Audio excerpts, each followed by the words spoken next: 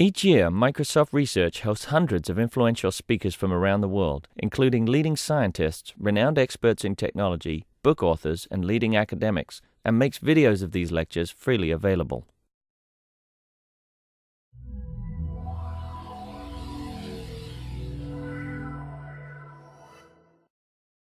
Okay, so it's a pleasure to have Juan Garay speaking today. Juan is a researcher at AT&T, and he'll be speaking about sound specifications of cryptographic tasks. Thanks, Eddie. Good to be here. So I'm going to talk about a framework for the sound specification of cryptographic tasks. This is joint work with Aggelos Kiayias and Hong-Sheng Zhou, who just started a postdoc at University of Maryland. And I thought about talking about this because we've been working on this for a couple of years, but it was just recently presented at CSF in Computer Security Foundations in Scotland. And I figured not too many people had listened to this talk, except now then I found out that a few people had listened to the talk, including Nishan and others. But this was a couple of years ago, or a year ago, and I'm told that I became a much better speaker in the past year or so, so bear with me. So cryptographic tasks, and what I mean by that is these creatures: encryption, digital signature, zero knowledge, commitment, key exchange, which have associated security notions that you might recognize, such as CPA security, chosen plain text attack security, CCA, shows a message attack for digital signatures or unforgeability, zero knowledge with these properties, commitment, key exchange. Here I'm just mentioning one. It's called session key security by Connecticut, 2001 or something. Anyway, so there are cryptographic tasks. This is what we call cryptographic tasks, and these are like security notions that you might have heard of. All right?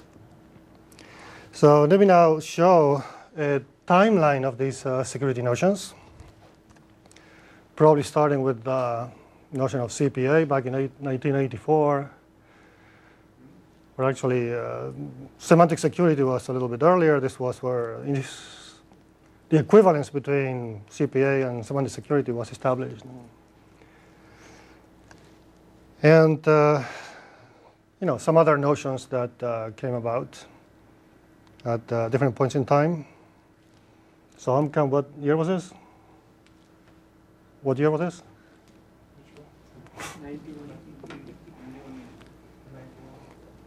Just checking. All right, so there was a timeline where all these security notions came about.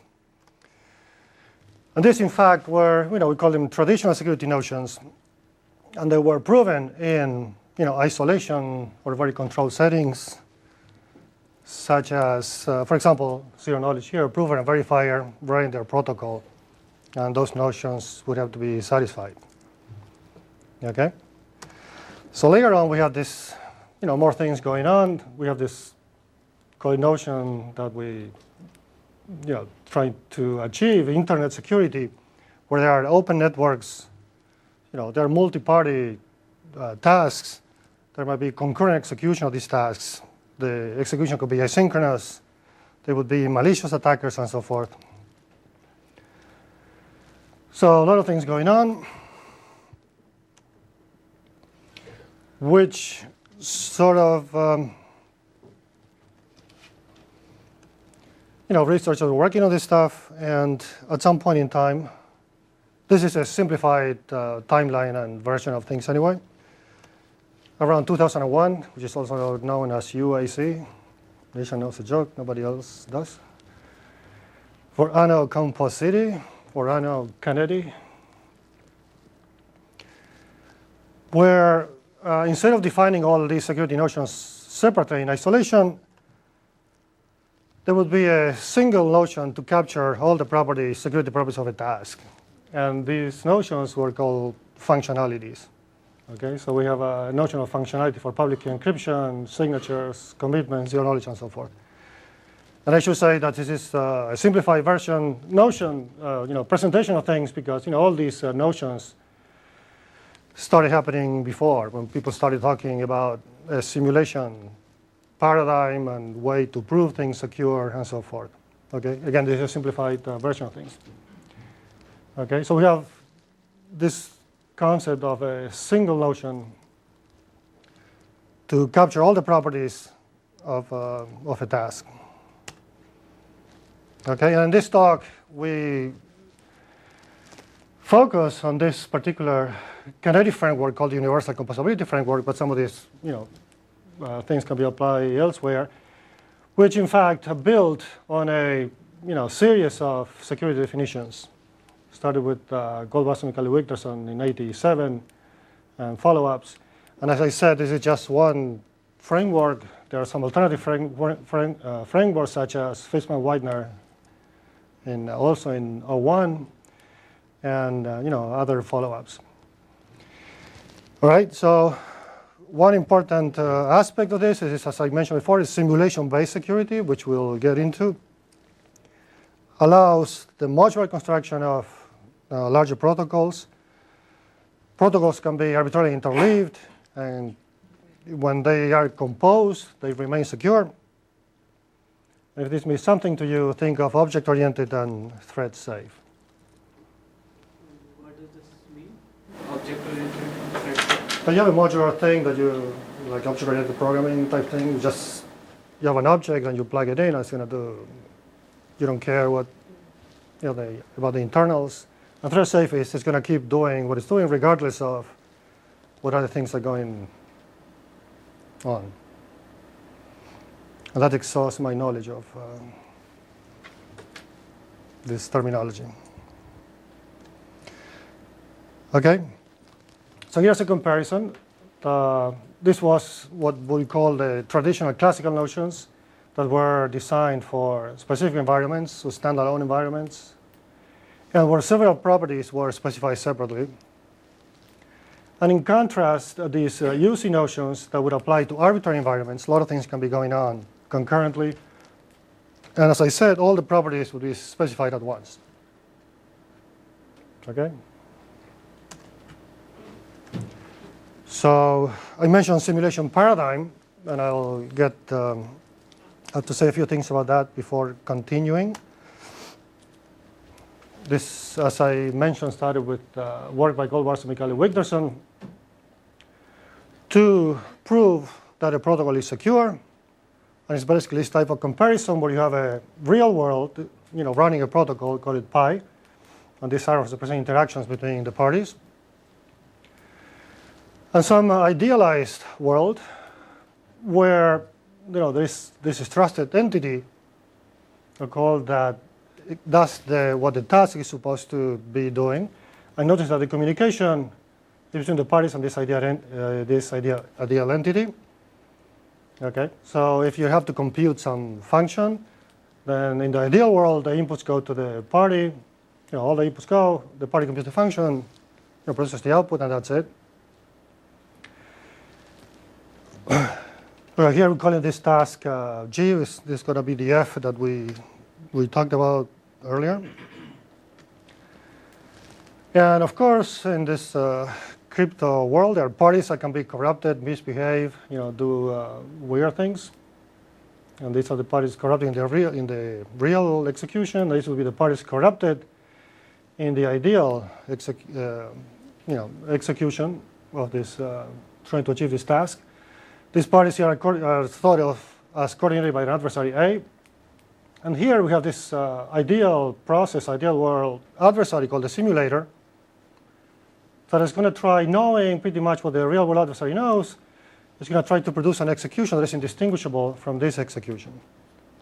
Okay, and more formally, there's some sort of a definition that we would say that the protocol pi running here would securely realize this task G.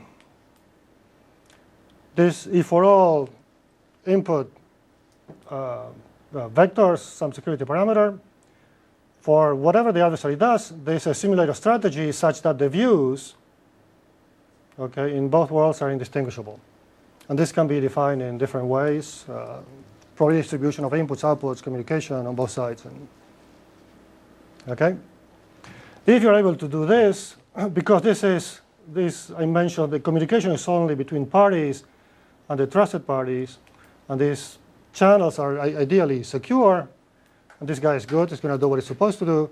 So if, regardless of what the adversary, real-world adversary does, the simulators manage to do the same thing, produce a view that is indistinguishable, then the protocol is secure. Okay? So this is pretty much the basis of UC security, except that here there's some other entity called the environment, which we saw these two distributions being distinguishable. The environment you can think of as this distinguisher, and it's going to try to induce, try all possible things so that, so that he can figure out whether distributions are equal or not, or, indistinguishable or not. And you can see that here, the environment sometimes controls the game by providing, these inputs to the parties, receiving outputs, communicating with the adversary, and so forth. And here we have this extra quantifier saying that, for all environments, then these two views are going to be indistinguishable. Okay, so that was a 2-minute overview of this simulation paradigm thing, which is used in the UC security framework. And so we saw this trusted party here executing the task, right? This is what the task is supposed to do. This is what this box is going to be doing. That's the what is called the functionality in the earlier pictures that we saw. And here are the identities that live in this ideal world.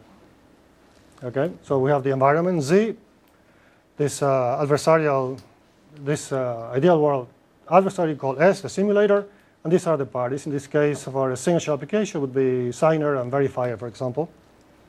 And some communication between the entities that we'll talk more about later.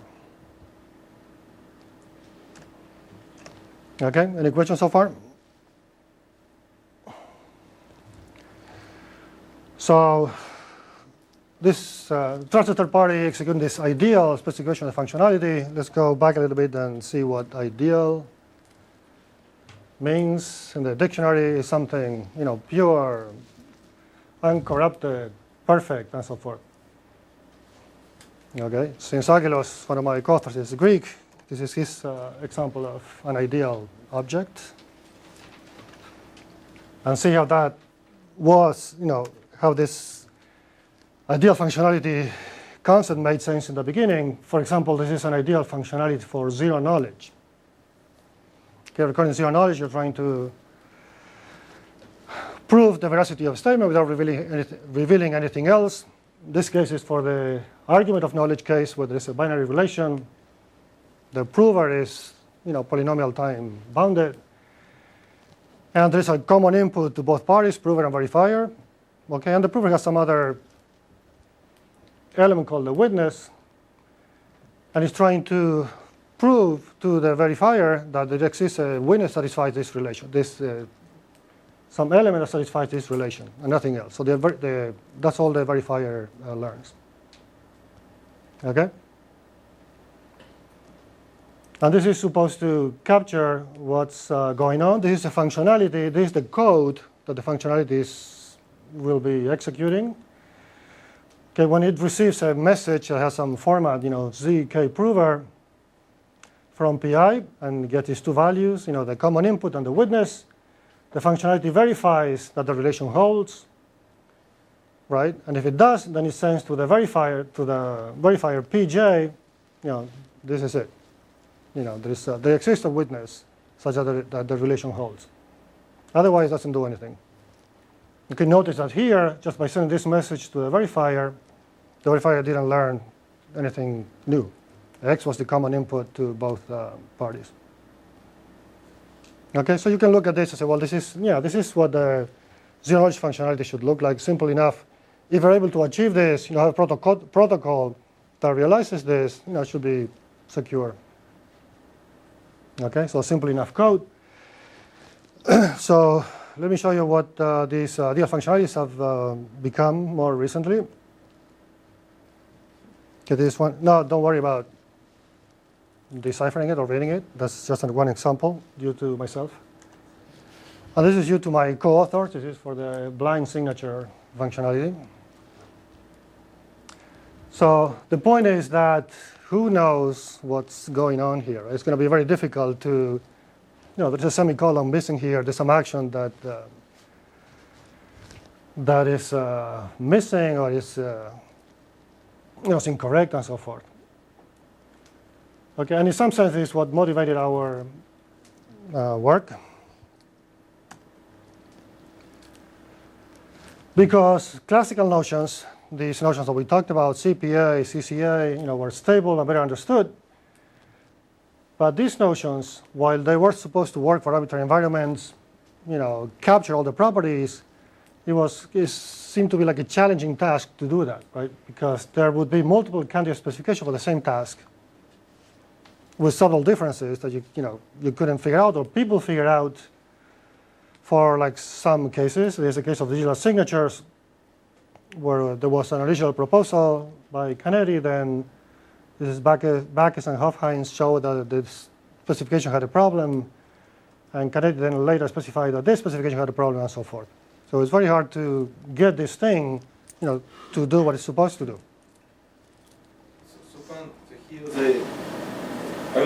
So one issue, if I understand that you're saying if the ideal functionality is too complicated, maybe it doesn't do what you want, it's kind of tricky. But, I don't know, more serious, but arguably equally serious problem, if you make one-page ideal functionality, good luck proving it secure without handling, right? So which issue is more serious? Right, because look, if you have 20 functionality with like all those things, now you have a protocol. And to prove it's secure, it's like a pain, right? You need to define a simulator, and then you need to really argue that every, case is satisfied. That's impossible, essentially, right? That's why. So you're saying that the proof itself, the proof effort itself is complicated. And so which one is more important for the purposes of your talk? Just the ideal aspect, or? No, I'm assuming for now that once you give I'm ignoring the complexity of the proof part. Okay. Like once I'm doing writing specification. The good ideal specification. That's the next research project to, make a proofs. In fact, people have been trying to do it. The proof system systematic and the method systematic and so forth. So right now I'm trying to capture even the properties of the task that you more or less intuitively would know. Try to lay them down on paper, as a code for the ideal functionality. Try to get it right. I'm just saying it happened, even to myself a few times. That's why I no longer work in UC. But it's just, you have you have something, you have a protocol. Initially, it's insecure. You sketch the proof. It seems like the proof goes through. Then you say, okay, forget about the proof. Let me think if the protocol is secure. Then you find an attack. You say, oh yeah, in this proof you're right. There is this one little thing that I missed, and that's exactly where the attack comes through.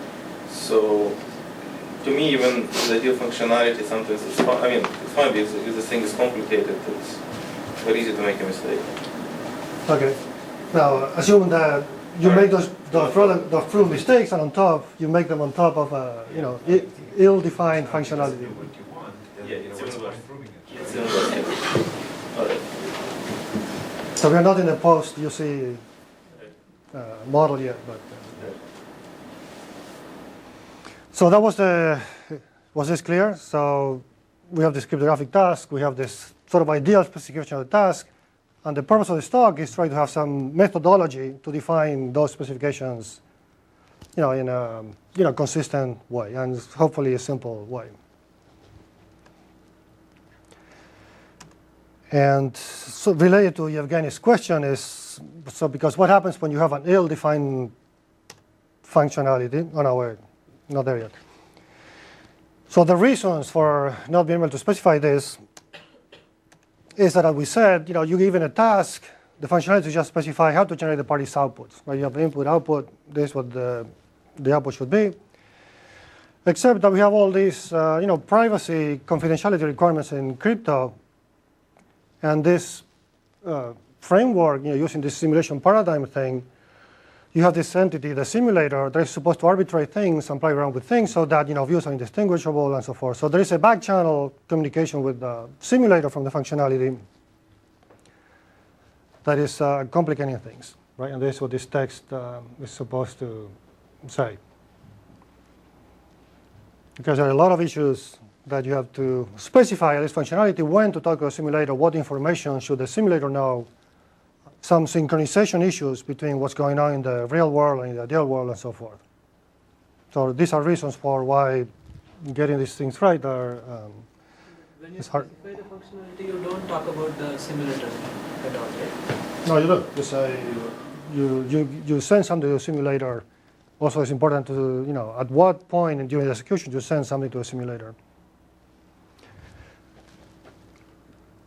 And that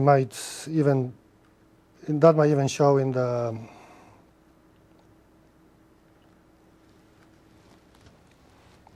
zero knowledge case, right? There is some communication with the simulator. And in fact, there is this notion of delayed output that then the simulator has, holds. There are different ways of doing this, but maybe the PJ doesn't get it, but it goes through the simulator, who's going to decide at what time to give the output to the verifier in this case, depending on what's going on in the real world execution.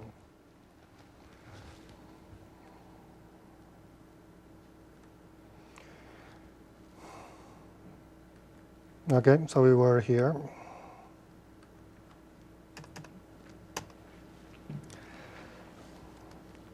So this is, I said there is some natural communication going on, input-output communication.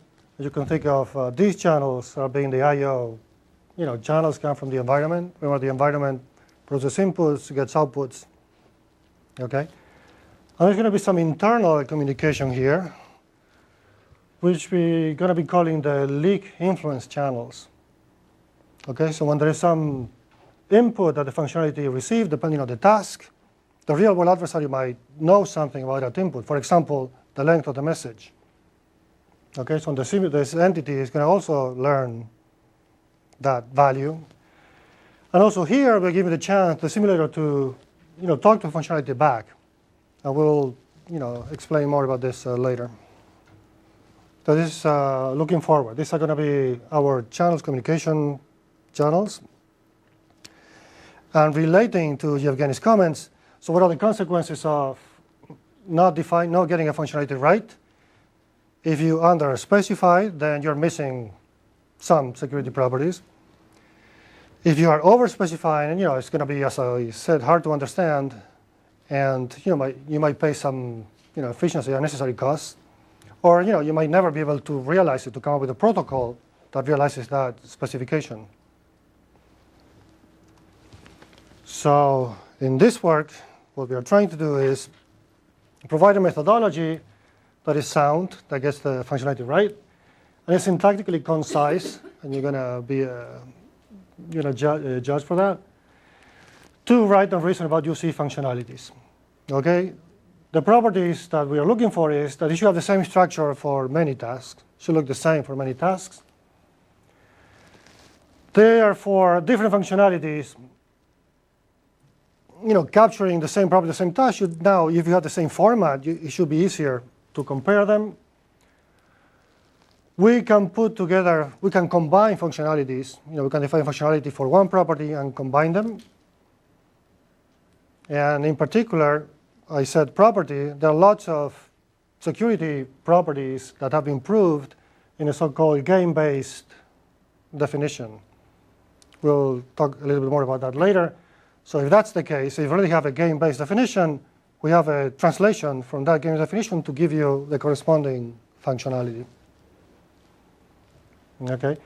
And this allows us to also debug some of the existing functionalities. So far, half hour. This was the motivation and high-level results. And next, we're going to be looking at some of these bullets. Now I'm going to talk about the notion of a canonical ideal functionality. Remember I said the same thing, a functionality that should look the same for different tasks. And for that, we have to get into a little bit of formal language lingo. So we have a cryptographic task that is determined by actions. Okay? For example, for signatures, we call action a key generation sign verified. For example, for zero knowledge would be proof, that would be an action. Commitments, the commitment task would be commit and open. Those are the actions associated with the task. So given that, this is going to be the format of all the, remember I mentioned those channels? Everything that goes in those channels pretty much at this format. It's an action, for example, key generation. The speed that identifies the players, the entities that are involved in this action, approver, verifier, plus some other, session ID information and so forth. And each action we associate an action return. Okay, this is the output that the action produces. For example, if you have a commit, which will be a commit return sent to the receiver. So proof return sent to the prover. It may or may not be this return thing, but they typically associate these two actions. So if the task has, say, k actions, so you have an alphabet associated with task t that are all these possible pairs. Okay, so these are the symbols that are going to be going around in these I/O channels that we saw before. We also said that there's some communication with this between the functionality and this ideal world adversary, the simulator. So there are other symbols there that that there's some traffic on those channels. One is the leak action verb that says if it was an action, this is what the simulator is allowed, the adversary is allowed to know from this action. And this infl action is the influence that the simulator can impose on the functionality to produce the output. Okay, so we have all this in the I/O. We have the regular symbols associated with the task, and you have these two, at least these two symbols in the communication with the simulator. So now we can talk about the language. Okay, of the task, the I/O is all the symbols. Okay, that this is what I said before, right? That it comes between the functionality and the environment. And we have the complete language for the task when we put all these symbols together, between functionality environment and functionality and the simulator. Okay, that's a formal language. Okay, so this is the I/O language, and this is everything that goes on is the this language associated with the task. And in some way, what we are going to be doing is some sort of a traffic police, watching what's going to be flowing in these channels to look for inconsistencies. Okay, so that's the basic idea, at least for consistency properties. So we are defining the canonical functionality, right? So other things that is going to be inside the canonical functionality is something that we call the well-formatedness predicate. Remember I mentioned that action has tasks, okay? So the well-formatedness predicate is basically going to check that actions are in order. This is inside the functionality, right? So it's going to be it could not be open before a commit for a commitment task. Or there should not be a sign before a key generation action for signatures. Okay, so this well-formatted checks, and this is going to be a history thing. You put all the symbols there, and this predicate check that when there is a new symbol, coming in, if it, doesn't violate any consistency thing. Again, it couldn't be a sign before a key if there was no key generation before. And there's going to be a public and secret outputs that basically are also functions that specify, given the action, what is the public output that everybody is supposed to learn from this action, and what is the secret output. Nobody else except for the intended receiver should learn from this action. Okay, and examples of a secret output would be there is no secret output because the verifier doesn't know anything. That is not public. It just got convinced that the statement is true. And the public output is basically everybody would know, the simulator in particular, that the statement is true. Okay, this was a history. There was some symbol coming in. It would be, for this statement, the prover has a witness. And that's the public output. That will go to the simulator, and the secret output will go to the verifier. All right? One for oblivious transfer, which I will get to later. So this is the basic block diagram for the canonical functionality for a task T. Maintains a well-formed history using this predicate that we saw. Leaks to the adversary the public output associated with the task. And furthermore, is parameterized by a suppress and validate functions. Okay, we're almost done with the specification. Suppress is going to determine basically when there is an action coming in, it's going to determine what gets leaked to what part gets leaked to the adversary. And validate is going to, when there is a message from the simulator saying, now output this value, it's going to check that that action and the value makes sense. Okay, and this produces the action return. So it's a two-pass box. And we'll see examples shortly. So suppress redact some information for the action symbol,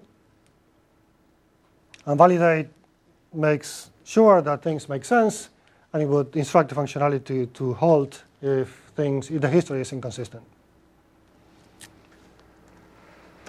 Okay, so that was the canonical functionality.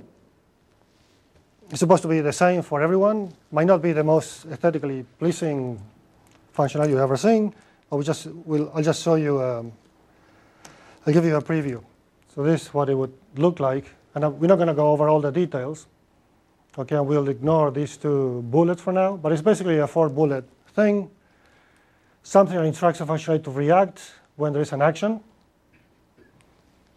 Okay, and you see that when there is an action, there is some leak action to the simulator that goes up, and it's going to go with some public output to the simulator. Okay, and when there's an influent action from the simulator, it's going to do a bunch of checks. For example, this well-formed thing, meaning that what the simulator instructs the functionality to output makes sense, and it's going to output the secret output to the party. Okay, so that's one box. You do it once, and let me show you briefly examples of how these things would look now for specific tasks. So now you have the big box. This is what the functionality for signatures would look like. Okay, so you're basically instantiating all the things like the actions, well-formedness, public and secret output, and these two functions. We'll get to signatures and oblivious transfer later, but just from the ugly, somewhat ugly box, this is how it would look like for a specific task. This would be the oblivious transfer functionality.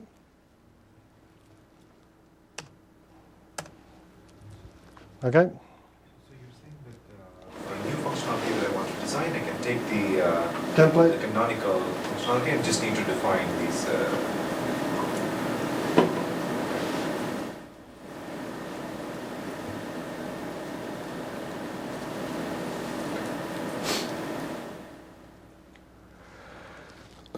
So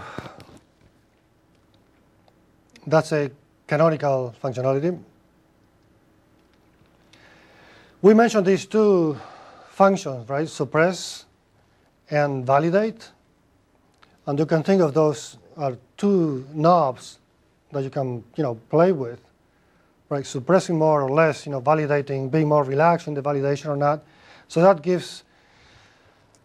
just generates basically a class of canonical functionalities for the same task. Okay, where the two extreme cases would be the dummy canonical functionality, which basically doesn't do anything. If there is something coming in, some action coming in, it just passes up to the simulator, and it doesn't validate whatever the simulator tells the functionality to do. It just does it. Okay, it's dummy, it doesn't do anything. It's a pass-through functionality. The top, on the other hand, is the other extreme, right? It doesn't leak anything, and it doesn't validate anything. It doesn't output anything. Okay, these are for completeness purposes, right?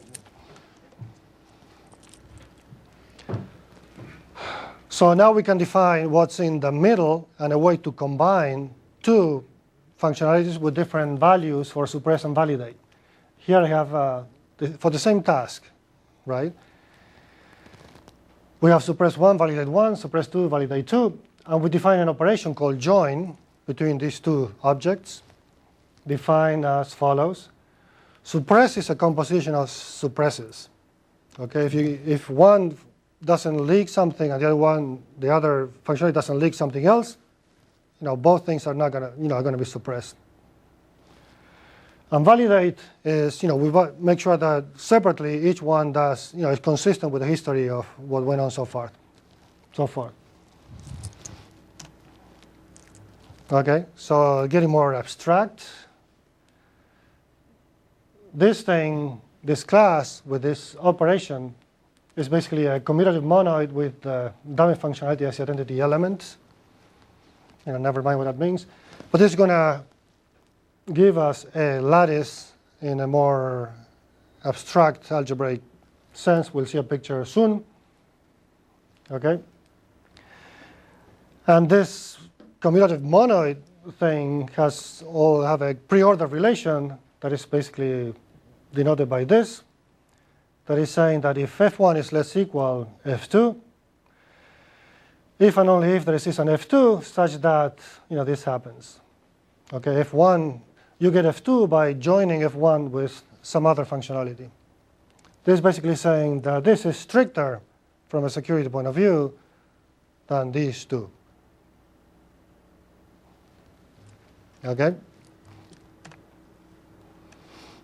And we have some theorems saying that you can always realize the dummy functionality. Every non-trivial protocol can realize it. And that no protocol, the top functionality is not realizable. Okay? But this is basically what this lattice look like. Okay, in this case for the commitment property. Here we have the top for the commitment task and the dummy.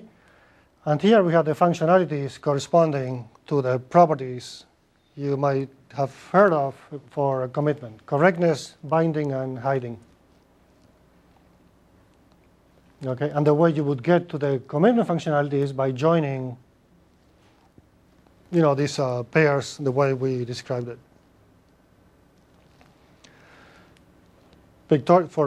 Pictorially also, we can put on this lattice a realizability horizon, meaning that there's no protocol that could realize this in the, above this horizon in the playing model.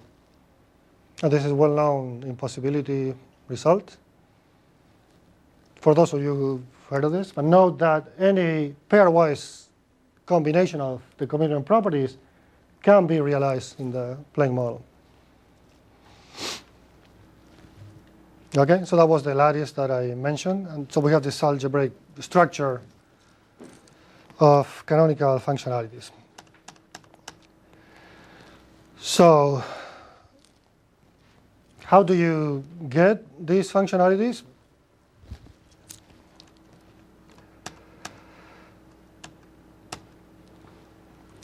So basically the way we have this box, what we have to do is now specify the suppress and validate functions. And as I mentioned, from a task, you are able to identify its basic properties, which are divided into consistency or integrity properties and privacy properties. So the consistency properties are captured by the validate predicate that we mentioned. And it's basically what we already talked about, that all the symbols that occur have to be in certain order to make sense. Again, there can be a sign action before a verify action from the same party, a key generation action from the same party. Okay, so that this is how the consistent properties are checked.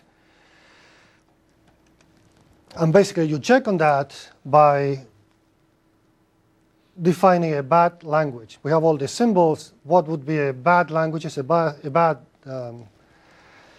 sequence of strings. And here are some examples. Take, for example, the commitment case. This would be a bad language for the binding property. Here we have a string that says commit. So there might be some other symbols interleaved here, right? There might be other things going on. But we have a commit symbol. We have that produces a commit return. Then we have an open of that commitment, open return of an M prime such that M prime is not M. So that would violate the binding property. Okay, so basically, mechanically, you just go over this history sequence of symbols that you have and look for this pattern. This is a bad language for this property. Okay, and same with zero knowledge and oblivious transfer. We won't have time to do it. That was the validate function that we were trying to specify. We saw how to do it for the binding property of commitment. The privacy property, properties are captured by the suppress function, right? Doesn't let the it keeps things confidential. Doesn't let the simulator know what's going on. And as we saw, if there is an action, there's going to be a leak symbol going to the simulator. Okay, and this value that is leaked is specified by this suppress function.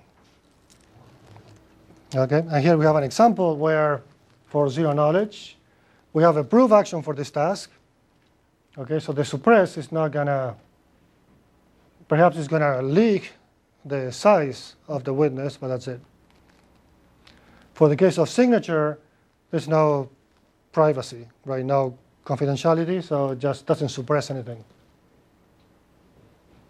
In the case of oblivious transfer, if you have a symbol like this is wrong, coming from the sender, so it's not going to let the simulator know what values the sender of the oblivious transfer, what messages he has, but maybe the length of those messages, like string OT.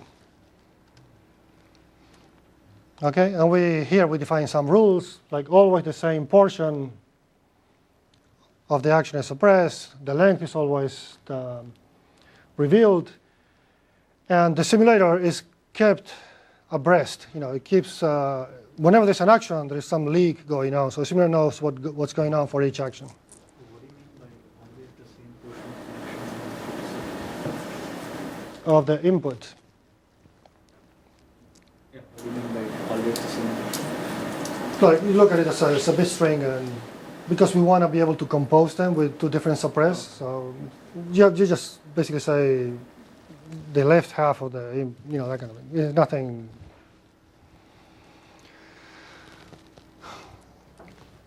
Okay, so how do we derive now a canonical ideal functionality for a cryptographic task? We define one canonical functionality for each property, and we then combine them automatically with this join operation that we saw. Okay, and this was the case of commitment that we saw. Right? So it turns out that, as I mentioned, there are lots of security definitions that are called game-based. And in that case, we have a sort of automatic translation to go from the game to a functionality. Okay, we don't have time to go over it, so you can look at the paper for that.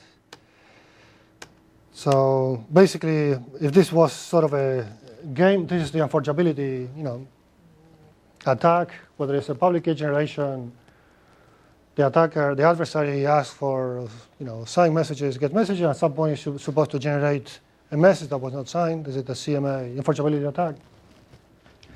So we go by assigning things to these ideal world entities in some way.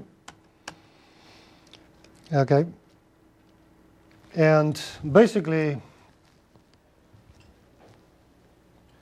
we come up with this, for this particular property, unforgeability, we had this unforgeability, the CMA game, we derive the bad language for the unforgeability property. Okay, this is going to be a sequence of elements, key generation, sign, a bunch of times, verifies, and then there should not be a message, a signed message that verifies that was not signed before, right? So this would be a sequence of symbols that is called a bad language for this particular property of the task. And what we can show is that if you apply this methodology, and if a protocol serializes the canonical functionality derived from this consistency game as we saw, then the corresponding cryptographic scheme satisfies the property defined by G. So this transformation is sound, and in fact it's both ways for consistency property. So the consequence of this is that we are lifting a game-based security definition for traditionally defined for a standalone model to this UC functionality world. Yes? Where does composability fit in that? Your underlying game-based definition doesn't talk about composability? So we define something that is a functionality in the UC framework. You still have to derive. You still have to come up with a protocol that realizes that functionality, right? But the functionality itself is you can invoke. But you're saying it's basically equivalent to the game-based definition? No, so it's both ways. The transformation is sound. So if you can go from a game-based definition to obtain this functionality for a consistent property, and from a functionality you can reverse if you want the transformation to get a game-based definition in the standalone thing. There's nothing else going on.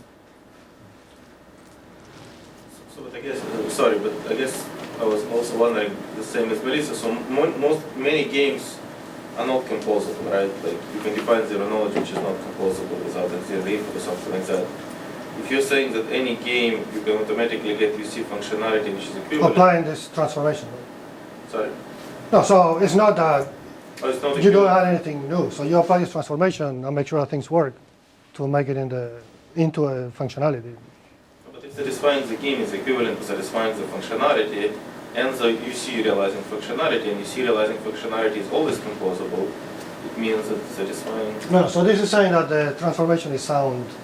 Our transformation is sound. So it doesn't imply that the game is No, not right. composable. If you have a well-established game that, the standalone setting, you apply transformation, you'll get something. The transform one will be sound in the UC setting. What's that? The Yes. transform game which you obtained, the new one, that is for the UC setting. It does not imply that the original game was also. Private. I see. Well, we don't get a game, right?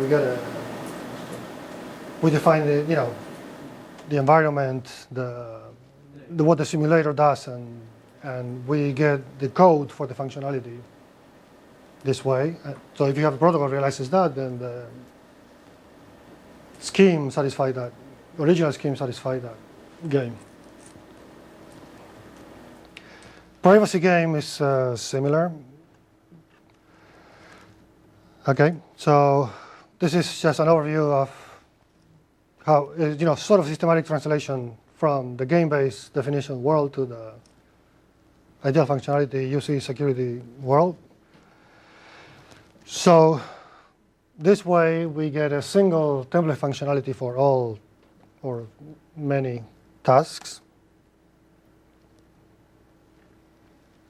And these are the basic things that we talked about. We talked about this well-formatedness predicate. We talked about suppress function, the validate function. One thing we did not talk about is this corruption verbs that we saw before. There were these two bullets in the box that we didn't talk about, so I'll mention those briefly. So another symbol that may come down from the simulator, this corrupt party that is common in the UC framework, that when a party gets corrupted in the ideal world, The idea is that the data simulator should learn whatever the adversary, the real-world adversary learned, I mean, its internal state. So this is the response to this corrupt symbol. And another symbol is going to be a patch, which allows the simulator to change history as long as no honest party was involved in the execution. Okay, so it has this flexibility of making things change once the page is corrupted. Okay, and there are some other details for cases where you're not supposed to do that, when like some honest party was involved. And this is how basically we get to that. So here we have the corrupt bullet and the patch bullet coming from the simulator. All right, and that was the template. And let me just finish with this example for signatures, where we have all the constituent functionalities.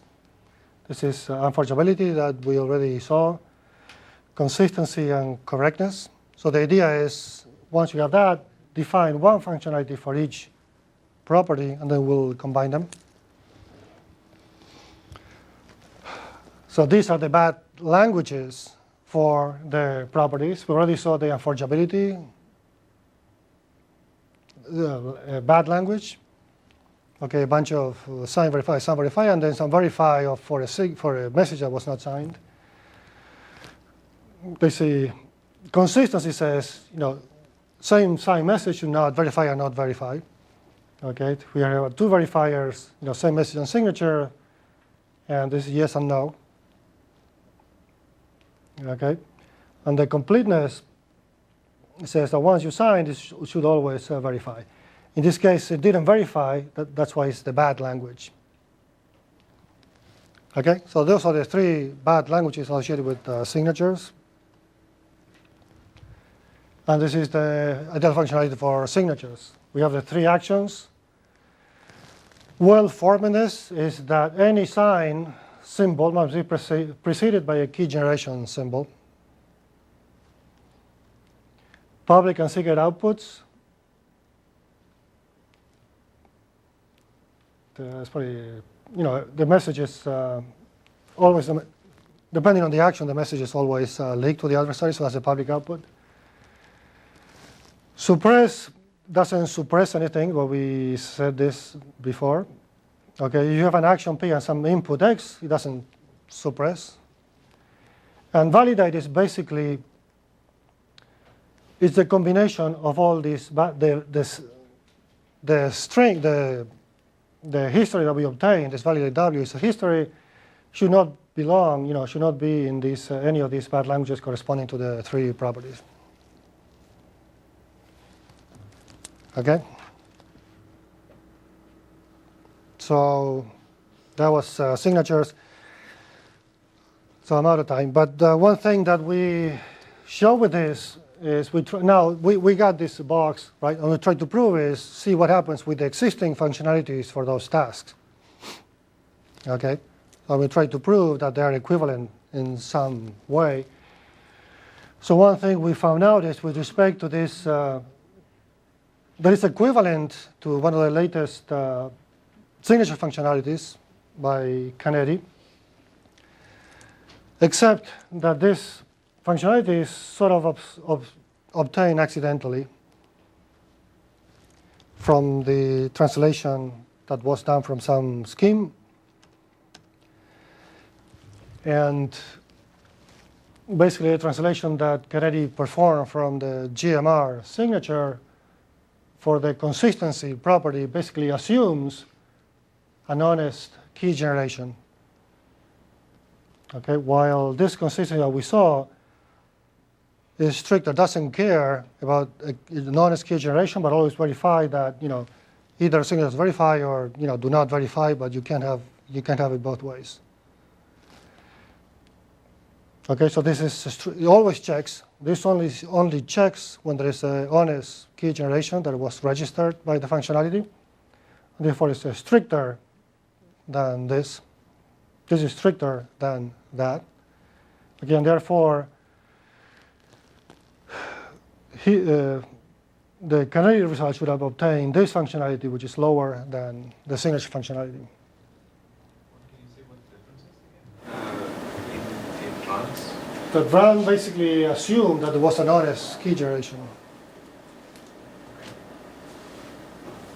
By honest, I mean the other, a corrupt signer has to register, do a key generation, register it with the functionality. If knows the secret key, he has to prove to register this. Okay, so that's one example of what things go on. We have another example for, this is how a oblivious transfer functionality would look like. The action is transfer. It comes from both parties, sender and receiver. The world formatness predicate says any transfer return should be preceded by a transfer symbol. The public and secret outputs is there is no public output, and the secret output is basically the message that the receiver chose, okay, satisfying this condition. And the suppress function is, nothing goes on to the simulator should not know what values these guys are talking about. And the validate predicate says, make sure that the string is not in this correctness, bad language for the correctness property, which goes like this. There should not be a subsequence, a string in all these symbols, such that there was a transfer of M0 and 1. There was a selection of one of these messages, and there was a transfer and output of M prime such that M prime is not one of the messages that happened in this transfer symbol. Okay, basically only a transfer, all the messages that were in this input, right, should be transferred. That's the correctness property. There's also sender security, receiver security, and that's captured by a suppress function. Okay, so to wrap up, we can argue that this ideal functionality was not that ideal and easy to look at. Notice that the definitional approach in this line of work has been usually top-down. You define a very ideal thing, and then you try to defile it, make it dirtier so that it can be realized, and you add all these talks to the simulator and so forth. Our approach was sort of the opposite. It's bottom-up, right? So we start with some existing, natural properties for the task, define functionality for those tasks, and then we combine them. We go up. And we have this concise syntax, 2 paths in this functionality box, and that's common to many tasks. And we didn't see it, but I mentioned that in case you have a game-based security definition, you sort of have an automatic translation from that definition to a functionality for that property. We illustrate this approach in the case of signatures, oblivious transfer that we saw, commitments and zero-knowledge proofs. We showed that commitment and zero functionality and zero-knowledge functionalities were equivalent to existing definitions. For signatures and OT, they were not. We saw the signature example. In the case of OT, there are some issues related to this delayed output that the framework has, which gets, it doesn't work when you have 2 parties supposed to receive outputs. Okay, so that's why this influence way of doing things that we saw fixes that. And what we did not do in this current version is functionalities are deterministic. Okay, we didn't look at things like fairness, forward secrecy, or something called object insulation, which in some cases, is about, the adversary in some cases should not know what's going on. Okay, so the primitive should become an object that is transferred without the adversary having much to say about it, and there are examples for signatures doing that. So this could be incorporated in our framework, but we haven't looked at it. Okay, yeah, that's it. So this was recently presented at CSF, and there's an updated version at the ePrint archive. Thanks very much. Questions? So your functionalities are much simpler, but you still have to define the bad languages, right? So for the cases you gave, the bad languages seem sort of straightforward, but for certain functionalities, can they get pretty subtle? Or, I'm not sure if you ran into any examples where defining the bad languages became actually sort of subtle. Yes, actually,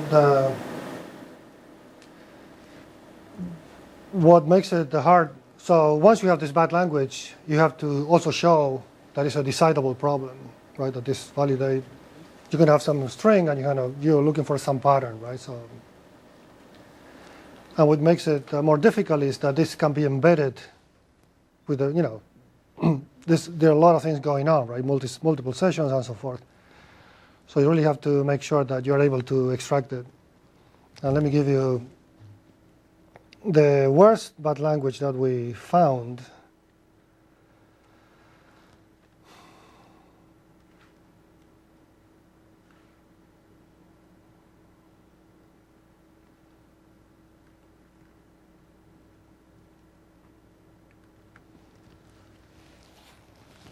This should be general, right? Although we don't have a proof, all the tasks that this is captured by oil. But this is basically saying, so this is the subsequence symbol, right? So here you're trying to identify this bad sequence. Okay, so here the sequence belongs to the unforgeability bad language. But intuitively, it should be there. The case of unforgeability is you cannot check for all subsequences because if you drop, say, one verify, right?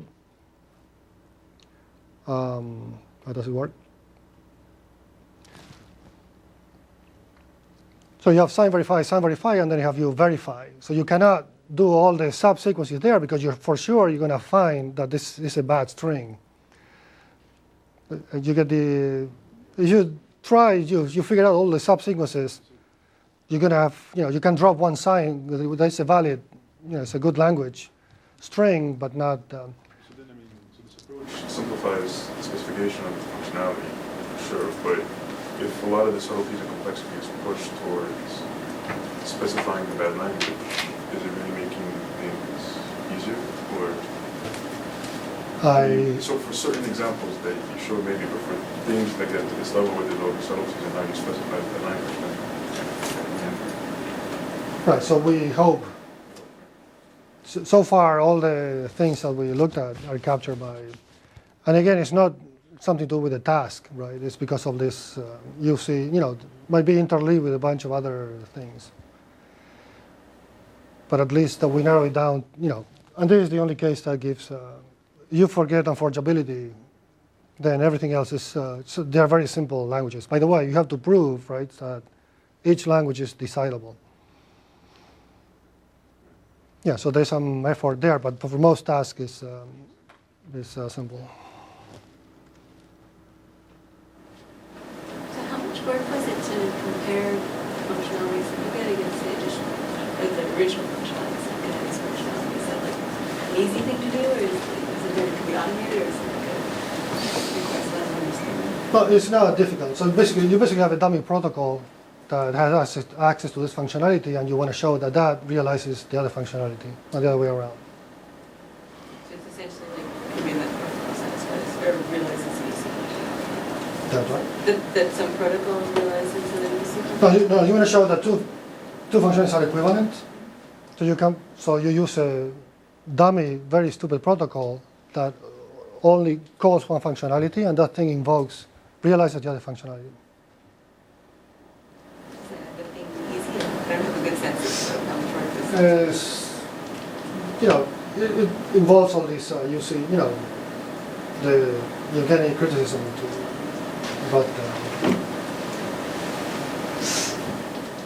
but conceptually it's not difficult. I'm wondering if it's something that could be automated, so you could just check easily the two functionalities are equivalent, or is it something that requires? Yes, it could be.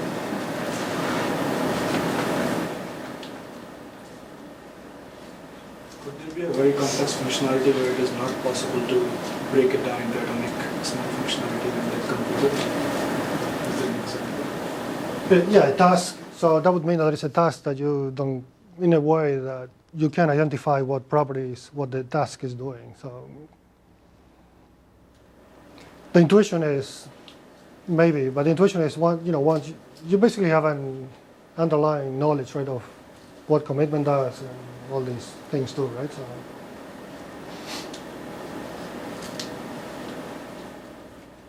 I mean, for commitments and signatures, we already understand the basic atomic tasks. So it is easy to say things about them. But for the tasks which are really complex, for example, systems, it might not be clear what these basic atomic tasks are. So you will end up defining the whole system at the same time that you define these small pieces. All right, so yeah, there could be larger tasks, there could be multi-party tasks that do many things, and still to be, time tested. So I don't think it was the point of your work, but does this sort of formalization or approach to specified functionalities, does it help you in some way get some intuition as to which functionalities might be not realizable in certain settings, or does it actually help you to sort of figure that out in any way? Yeah, in some sense. So it was not our objective. But for example, noticing that, as I showed in the commitment lattice, right, there are things that, if you drop one property, you can basically figure out why in this impossibility result, the kind of fizzling thing of commitments, why it breaks down by just, realizing that, if you combine two of them, it's easy to come up with a protocol that realizes them. So it has that sort of a side effect.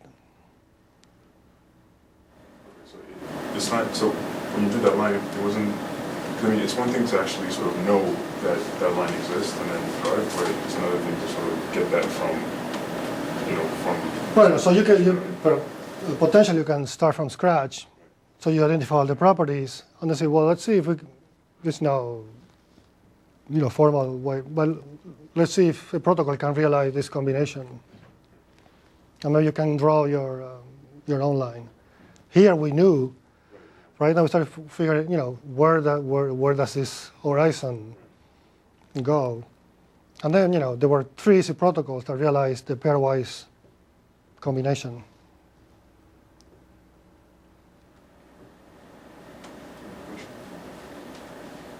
Question? Yeah.